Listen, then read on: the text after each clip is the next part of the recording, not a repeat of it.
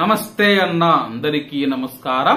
Kuwait మరియు Iraq మధ్య యుద్ధం జరిగి దాదాపు 30 సంవత్సరాల పైన అవుతూ ఉంది.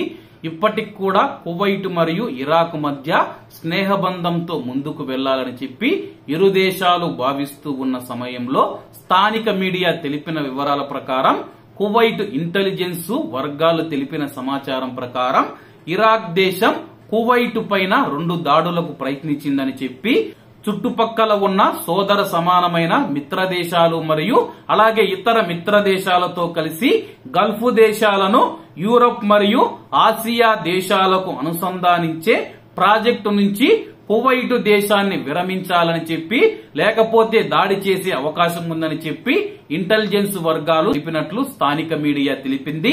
అలాగే రెండవది Mubarak all Kabir port project ఏదైతే ఉందో ఆ యొక్క ప్రాజెక్టును కూడా ఆపివేయాలని చెప్పి, లేకపోతే దానిపైన దాడి చేస్తామని చెప్పి ఇరాక్ నుంచి కొన్ని బెదిరింపులు వచ్చినట్లయితే వార్తలు వస్తూ ఉన్నాయి. మరి ఈ వార్తలు నిజమా అబద్ధమా అనేది కువైట్ అధికారులు, కువైట్ ప్రభుత్వం ధృవీకరించాల్సి ఉంది. ప్రస్తుతానికి ఈ యొక్క విషయాలు కువైట్ దేశానికి తెలియడంతో ఇరాక్ తన యొక్క ప్రయత్నాన్ని విరమించుకుందని చెప్పేసి కువైట్ దేశం ప్రతిష్టాత్మకంగా చేపడుతూ ఉన్న 2 ప్రాజెక్టులు ఏవైతే ఉన్నాయో ఆ యొక్క ప్రాజెక్టుల వల్ల ఇబ్బందులు తలెత్తుతాయని, ఇరాక్ దేశానికి ఇబ్బందులు తలెత్తుతాయని ముందే గ్రహించి దాడులకు పాల్పడతామని చెప్పి బెదిరించినట్లు వార్తలు వస్తూ ఉన్నాయి. ఇందులో నిజమెంతో ఉందో తెలియాల్సి ఉంది. కాబట్టి అందరూ బాగుండాలి, అందులో మనం ఉండాలి. అందరికీ నమస్తే అన్న, జై హింద్.